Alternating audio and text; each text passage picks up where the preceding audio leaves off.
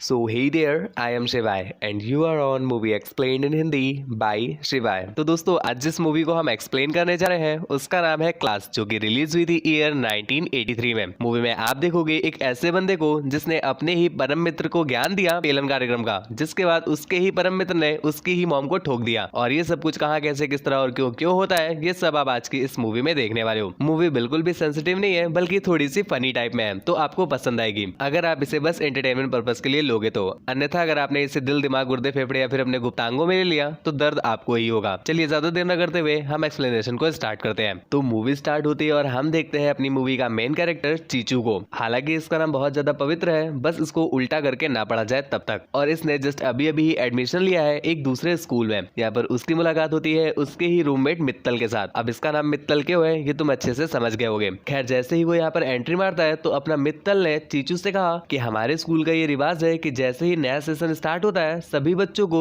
लड़कियों की अंडरगारमेंट्स पहन करके एक परेड करनी होती है। बाकी के सभी लोग जा चुके हैं, जल्दी से तुम भी पहनो, मैं भी पहन रहा हूँ, जल्दी से निकलते हैं हम लोग। यहाँ पर अपना चीचू बेचारा मासूम, उसे कुछ भी पता नहीं, तो वो उसकी बात मान करके लड़कियों का अंडरगारमेंट पहनता है और इसके बाद दोनों ही बाहर की ओर भागते हैं। यहाँ पर हम देखते हैं अपना चीचू आगे था और अपना मित्तल पीछे था। जैसे ही चीचू ने डोर क्रॉस किया अपना मित्तल डोर को अंदर से बंद कर लेता है और बाहर का नजारा देख करके हमें पता चला कि चीचू का गहराई से कट चुका है। मित्तल ने उसके साथ बड़ा गंदा मजाक किया है, जिसके बाद बाहर खड़े स्टूडेंट उसे ऐसी कंडीशन में देख करके बहुत हंसते हैं और उसका गंदा मजाक बन जाता है। खैर इसके बाद अपना चीचू किसी तरह से अपनी फटी गणित को बचाता है और वहां से बाहर आ जाता है। परंतु लौंडे सुधरने वाले कहाँ है, जिसके बाद से पूरे कॉलेज में ये खबर फैल जाती है और भाई साहब हर आने जाने वाला बंदा उसको छमिया छमिया कह के चिढ़ाने लगता है। और हम देख पा रहे हैं कि अपना चीचू जो कि बेचारा मासूम सा बंदा है, तो वो इस बात को बर्दाश्त नहीं कर पाता और गुस्से से चला जाता है अपने रूम में। मित्तल ने भी उसे जाते हुए देखा तो वो भी उसके पीछे पीछे वहां पर चला आता है। और जब वो रूम पर पहुंचा तो उसने देखा कि चीचू ने उसके सामने ही सुसाइड कर ली।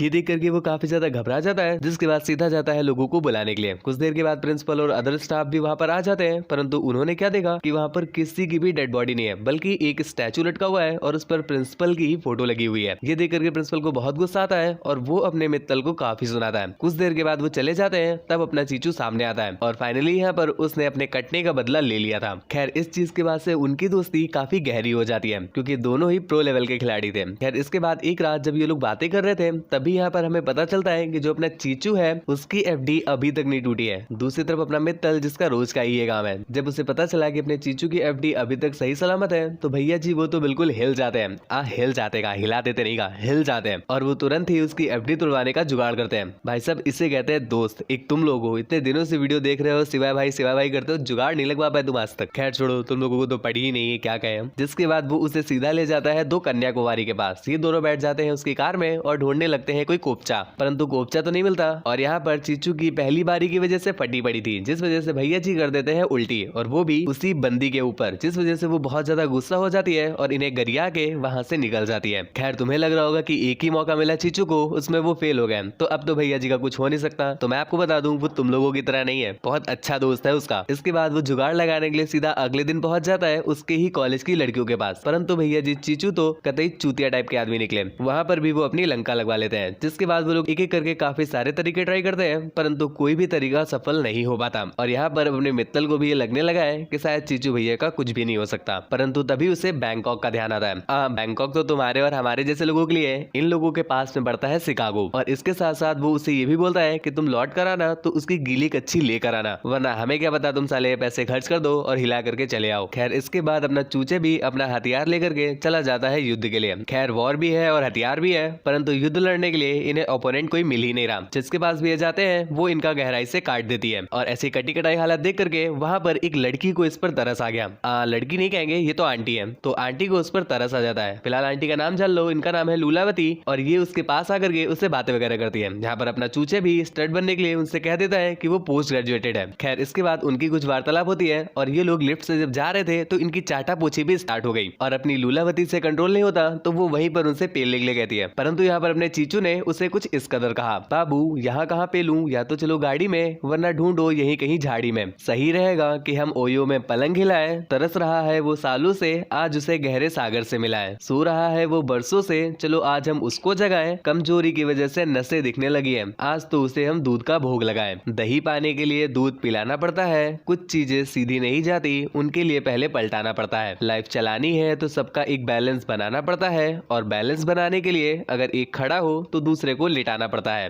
According to the nature. खैर इसके बाद ये लोग किसी तरह से एक सस्ते ओयो का जुगाड़ करते हैं, जिसके बाद पूरी रात इनका गपागप चलता है। गपागप करने के पश्चात अपना चीचू उसकी अंडरगारमेंट लेकर के सीधा पहुंचा है अपने फ्रेंड मित्तल के पास। खैर उसकी इस ट्रॉफी को देख करके वो सभी लोग बहुत ज्यादा खुश होते हैं और उसका नाम छमिया से हटा करके रसिया रख देते हैं। और अब अपने चीचू के चर्चे पूरे कॉलेज में है। भाई साहब कतई सस्ते जॉनी सिंस बन गए। खैर आपको लगा होगा कि चीचू का कार्यक्रम यहीं पर समाप्त हो गया, तो ना ना ना ना ना इतनी जल्दी कैसे। जिसके बाद से हम देखते हैं कि अपने चीचू ने लूलावती के साथ सेटिंग कर ली है और हर हफ्ते ये लोग जाते हैं ओयो में पेलम पाली करने के लिए। खैर इनकी ये हवस ज्यादा दिनों तक टिक नहीं पाती और ये कन्वर्ट हो जाती है प्रेम में। हालांकि कन्वर्ट तो सिर्फ अपनी चीचू की ही हुई है, जो लूलावती है वो उसके साथ प्रेम भाव नहीं रखती। इसका कारण आपको आगे पता चल जाएगा। खैर फिलहाल अपना चीचू उसे प्रपोज भी करता है शादी करने के लिए, परंतु लूलावती उससे कहती है पगला गए हो काबे। खैर इसी चलते एक दिन जब ये लोग कुछ शॉपिंग करने के लिए गए हुए थे तो अपना चीचू चला जाता है चेंजिंग रूम में और बाहर खड़ी अपनी लूलावती को गलती से उसके पॉकेट से उसका आईडी कार्ड मिल जाता है। तो उसे पता चला कि भैया जी तो अभी स्कूल में ही है और यहाँ पर वो पोस्ट ग्रेजुएशन का ज्ञान पेल रहे थे। जिसके बाद उसे बहुत गुस्सा आता है और वो वहां से 9 to 11 हो जाती है। जब चीचू वहां से बाहर आया तो उसे वहां पर ना पा करके वो काफी ज्यादा परेशान होता है। इधर उधर उसे ढूंढता भी है परंतु उसे लूलावती कहीं पर मिलती ही नहीं। जिसके बाद वो वापस चला आता है अपने फ्रेंड मित्तल के पास, उसे ये सारी घटना बताता है। जिस पर मित्तल ने उसे सजेस्ट किया कि अरे कोई बात नहीं यार, तुमने चाटा पोछा खाया पिया, अब चद्दर पोछो जाने दो। परंतु चीचू उसे मन ही मन प्रेम करने लगे थे।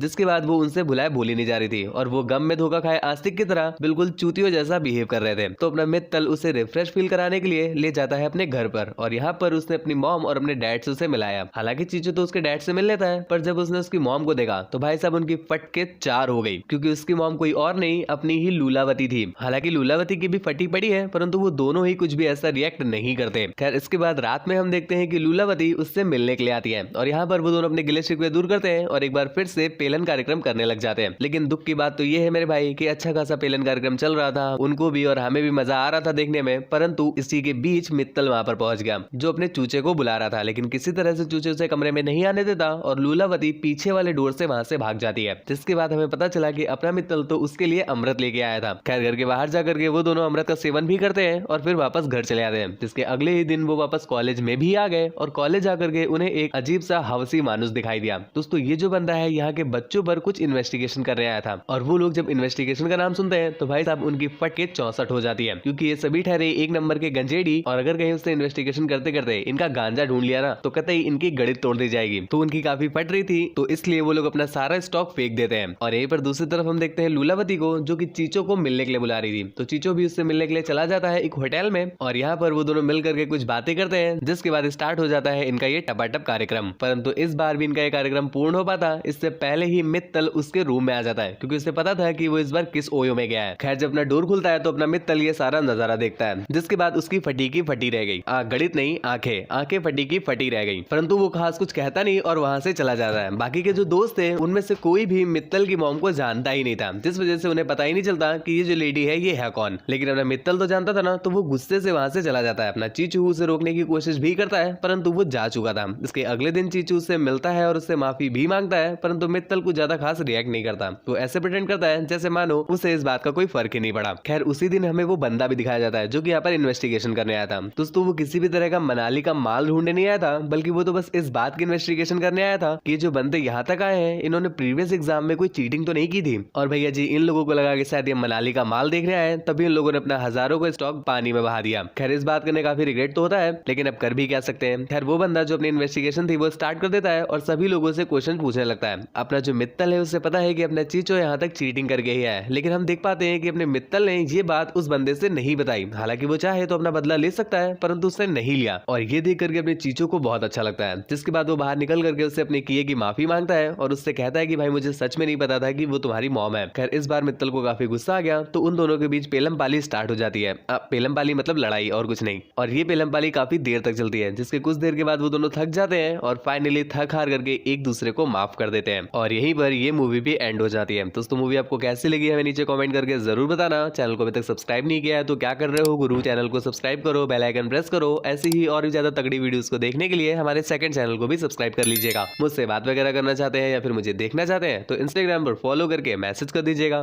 Thank you, bye bye, signing of.